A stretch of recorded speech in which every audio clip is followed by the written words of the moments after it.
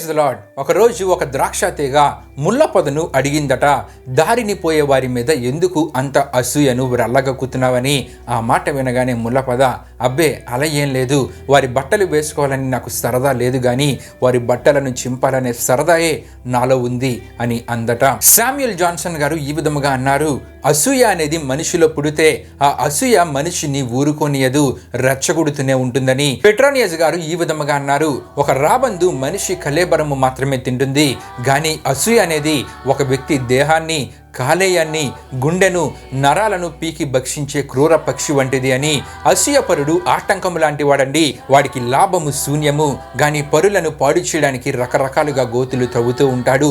Bible గ్రంథంలో మనము చూస్తూ ఉన్నప్పుడు అసూయ ఒక తోడబుట్టిన నీతిమంతుడైన తమ్ముడైన ఏబేలును కయీను చంపుటకు కారణమైంది. కయీనుకు ఇది చీటు ద్వారా లాభం ఏమీ లేదు, కానీ దేవుని శాపానికి కయీను గురయ్యాడు. అసూయ ఊరికి మంచి చేసే, మేలు చేసే, ఆశీర్వాదకరమైన ఇస్సాకును గెరారు అనే ఊరి నుండి వెళ్ళిపోమని చెప్పేలా ఆ ఊరి ప్రజలను ప్రేరేపించింది. చివరికి ఇస్సాకును గెరారుకు దూరము చేసింది.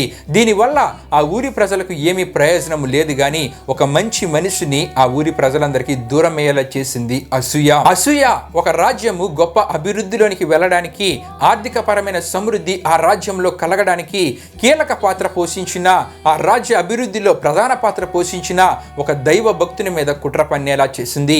ఆ దైవ భక్తుడు దానియేలు ఆ కుట్ర పన్నింది మాదియా పారసిక రాజ్యాధిపతులు, మంత్రులు, ప్రధానులు, సంస్థానాధిపతులు. ఇటువంటి అసూయ వలన వారికి ఏ లాభము లేదు, కానీ చివరికి వారు సింహాల బోనులో పడద్రోయబడ్డారు. సింహములు వారి ఎముకలను సైతము పగలగొట్టినట్లు దేవుని వాక్యంలో మనం చూస్తూ ఉంటాం. కానీ అసూయ లేని ఏబేలు నీతిమంతుడని పేరు పొందుకున్నాడు.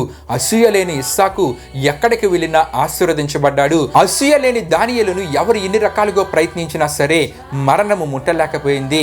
అన్ని కాలాల్లో వర్ధిల్లుతూనే ఉన్నాడు.